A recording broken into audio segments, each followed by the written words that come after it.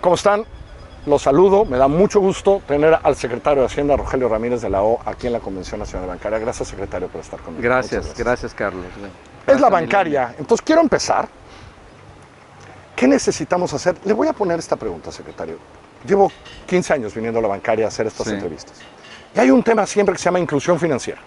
Y vamos a hacer inclusión financiera y luego vamos a hacer CODI y queremos que más gente tal. Y veo los números, secretario, y algo no hemos hecho bien. Sí. ¿No? ¿Cómo hacemos como país, con las instituciones bancarias, con el Banco de México, para lograr eso, que eso da prosperidad, ¿no? Da bienestar, la inclusión, ¿no? Totalmente de acuerdo. En efecto, cada año viene X o Y dice un discurso y reclama a los bancos que si no prestan o que prestan.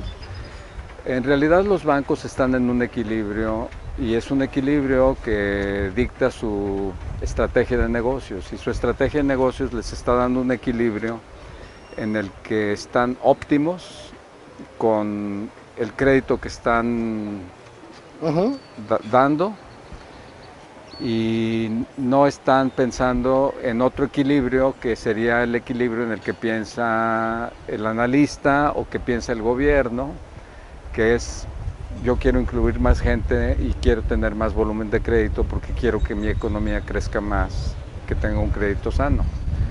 Ese es otro equilibrio.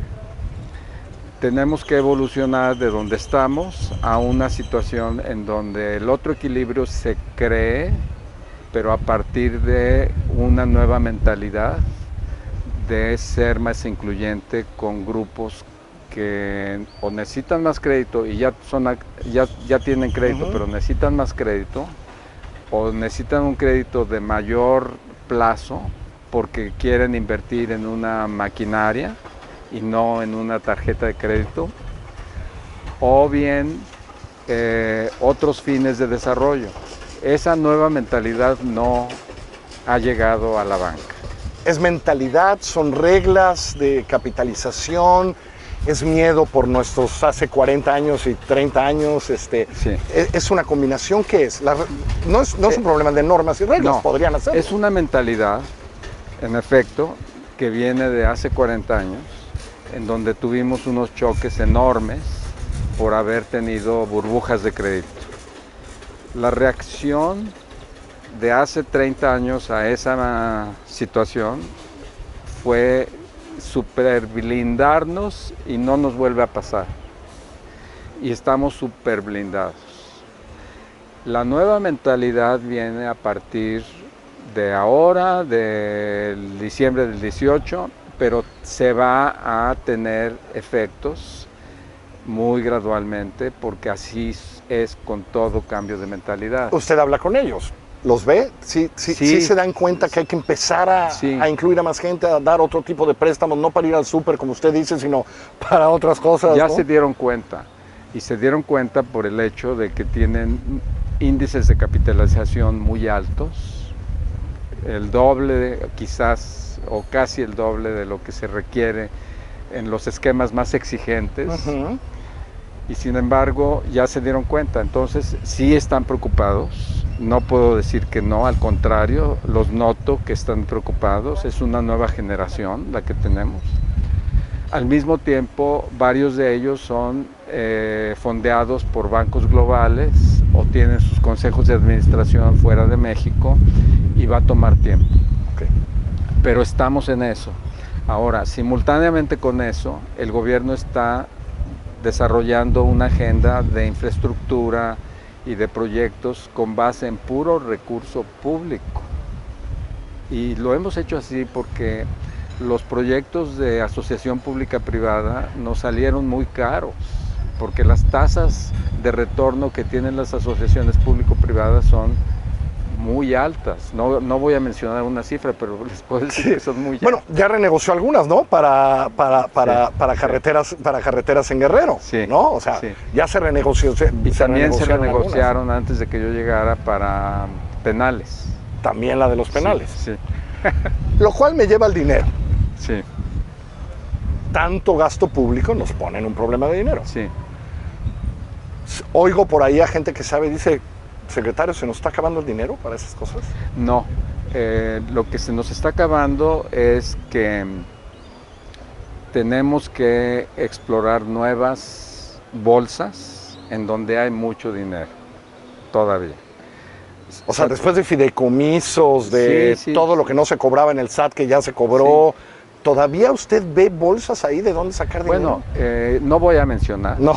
Pero lo que sí puedo mencionar es que tenemos todavía un desperdicio en los balances del sector público y tenemos que ser más autocríticos en el mismo sector público en donde podemos extraer ya sea parte de esos recursos o ahorros de esos recursos que están todavía ahí, pero no se ha agotado la capacidad. Ahora bien, también la agenda de proyectos de inversión pública ya es la que está. Sí, es esa. Sí, o sea, ya. El tren, el transísmico, y ya están costeados. Dos Bocas, ya están. Entonces ya sabemos cuánto me van a requerir para 2022, 2023, 2024. Ya sabemos cómo vamos a cerrar en estos proyectos. Ya no hay más agenda.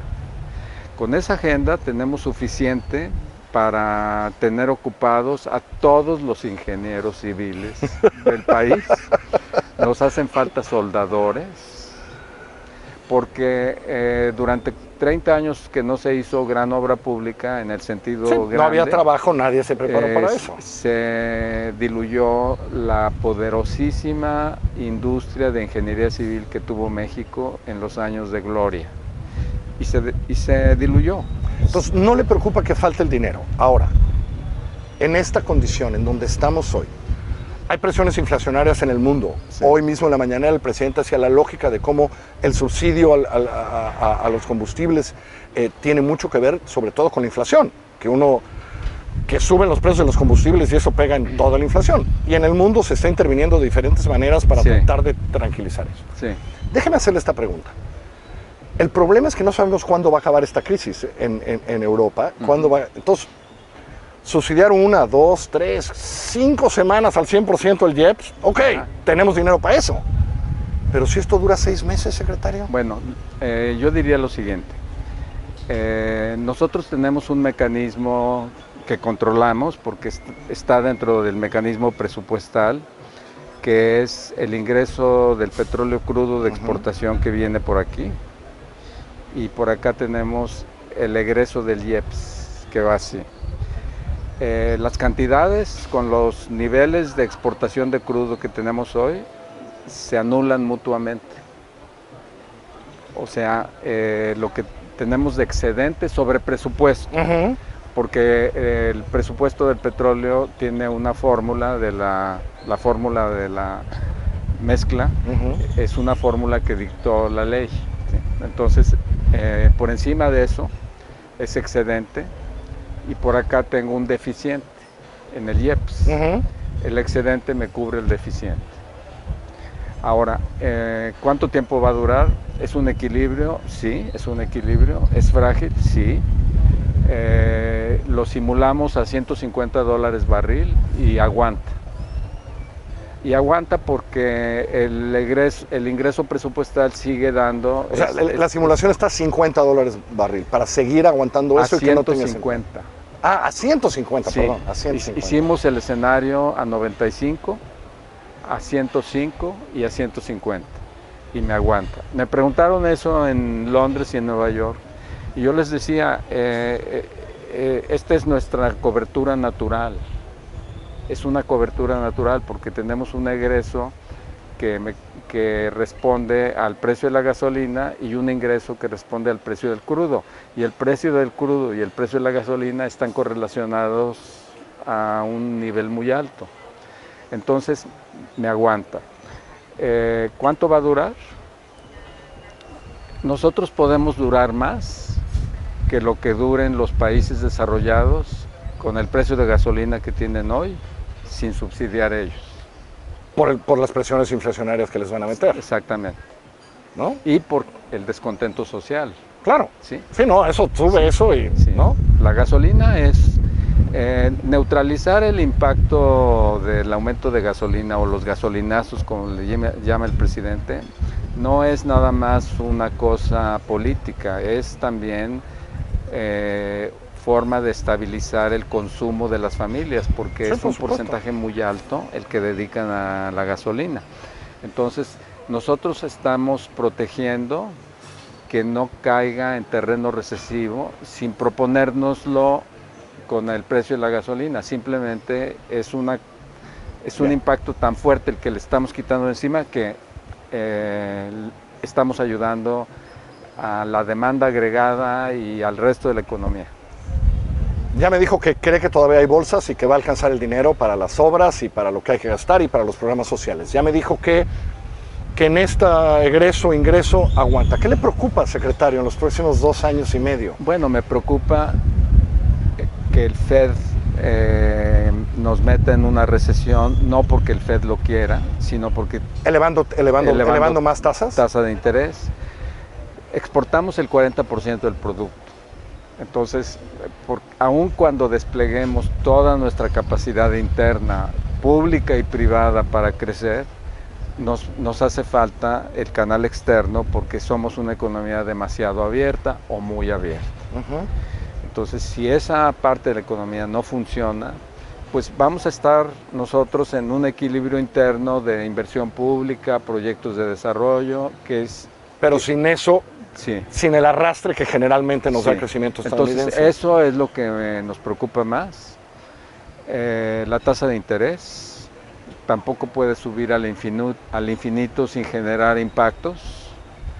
Y nos preocupa sobre todo la recesión en la economía global que ya se está viendo en Europa y que nos desacelera a todos de muchas maneras. Sí, e interrumpe el ciclo alcista de tasa de interés. Entonces, la tasa de interés ya estaba en 0 y en Europa negativo, pero con esteroides. Y eso significa un equilibrio mucho más frágil que el que podamos encontrar en cualquier país emergente. Esa es su preocupación. Sí. Secretario, se nos acaba el tiempo. Gracias. Le agradezco muchísimo haber conversado con usted. Gracias. Gracias.